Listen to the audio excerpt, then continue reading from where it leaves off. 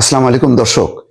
Israel ভেবেছিল যে ইরানের উপর গত শুক্রবার ভোর রাতে যেই ভয়াবহ হামলা করেছিল তাতে ইরান ভড়কে যাবে, ইরান তছনছ হয়ে যাবে এবং বেছে বেছে তারা ২০ জন সামরিক কমান্ডার পরমাণু বিজ্ঞানীকে হত্যা করেছে। ফলে স্তব্ধ হয়ে যাবে ইরান, ইরান আর মাথা তুলে দাঁড়াতে হবে না। সাথে সাথে আমরা দেখলাম যে ডোনাল্ড ট্রাম্পও বলছে যে চুক্তিতে সই না করলে পরিস্থিতি আরো ভয়ঙ্কর হবে, কিন্তু না, খুব অল্প সময়ের মধ্যেই ইরান ঘুরে দাঁড়িয়েছে এবং গত রাতে একেবারে ভয়ঙ্কর হামলা করেছে একেবারে ইসরায়েলের রাজধানী তেল আবিবে। সেখানে আবাসিক এলাকা সহ বিভিন্ন স্থাপনা তছনছ হয়ে গেছে, হতাহতের খবর আসছে। এখন পর্যন্ত এপি সংবাদ মাধ্যম, আন্তর্জাতিক সংবাদ মাধ্যম জানিয়েছে যে ইরানের পাল্টা হামলায় ইসরায়েলে নিহত ৩। দর্শক, এই খবর এবং বিশ্লেষণ করছি তার আগে আপনাদেরকে অনুরোধ করছি, যারা এখনো ভয়েস বাংলা সাবস্ক্রাইব করেননি সাবস্ক্রাইব করবেন এবং লাইক শেয়ার দিয়ে আমাদের সাথেই থাকবেন। বিশেষ করে মতামত জানাবেন যে আমাদের সংবাদ এবং বিশ্লেষণগুলো আপনার কেমন লাগছে। আসেন আমরা একটু দেখি যে কি হয়েছে গত রাতে। রীতিমতো লঙ্কা কাণ্ড ঘটিয়ে দিয়েছে ইরান।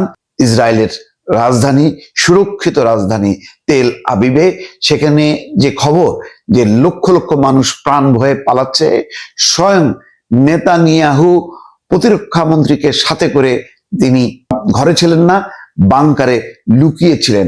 পরিস্থিতি এমন যে ইসরায়েলের প্রধানমন্ত্রীকে পর্যন্ত বাংকারে লুকিয়ে থাকতে হচ্ছে। এটা হচ্ছে প্রথম ধাপের হামলা। ইরান বলেছে যে এটি আস্তে আস্তে আরো বাড়তে থাকবে। পরিস্থিতি নিঃসন্দেহে বলা যায় ভয়াবহ। দর্শক, প্রাথমিক যে খবর তাতে ইরানের পাল্টা হামলায় ইসরায়েলে এ পর্যন্ত ৩ জন নিহত হয়েছেন, আহত হয়েছেন বেশ কয়েকজন। আজ শনিবার ভোরে এসব হামলা চালানো হয়।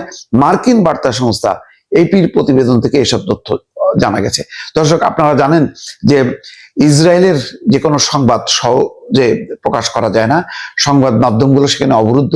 ফলে প্রকৃত চিত্রগুলো কিন্তু অন্য বেসরকারি অর্থাৎ মার্কিন বিরোধী বা নিরপেক্ষভাবে যারা সংবাদ পরিবেশন করে তারা কিন্তু তথ্য জানাতে পারছে না।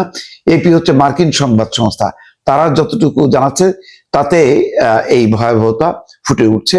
কিন্তু নিরপেক্ষভাবে, বস্তুনিষ্ঠভাবে যদি সংবাদ মাধ্যমগুলো এটি কভার করতে পারতো তাহলে বোঝা যেত পরিস্থিতি কতটা ভয়াবহ। শুক্রবার ইরানে পারমাণবিক কর্মসূচির প্রাণকেন্দ্র ও দেশটির সশস্ত্র বাহিনীর উপর হামলা চালায় ইসরায়েল। এই ঘটনার পরে ইরান পাল্টা জবাব দেয়।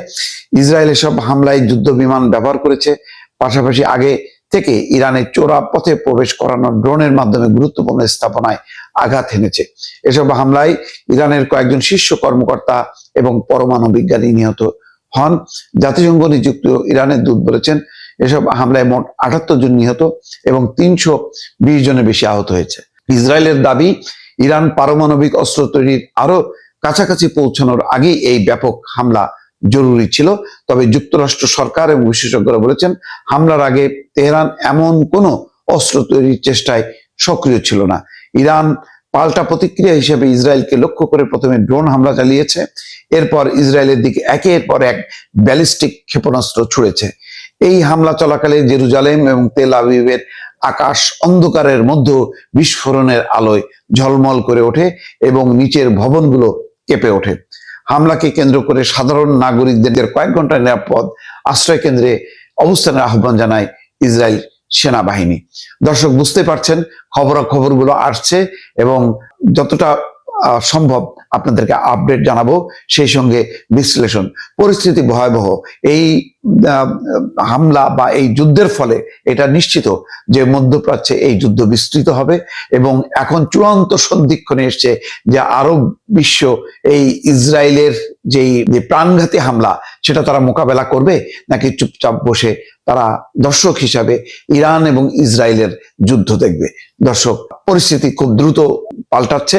নিঃসন্দেহে বলা যায় যে এবার একটা মরণ কামড় দেবে ইরান ইসরায়েলের উপর। ভালো থাকবেন, আল্লাহ হাফেজ।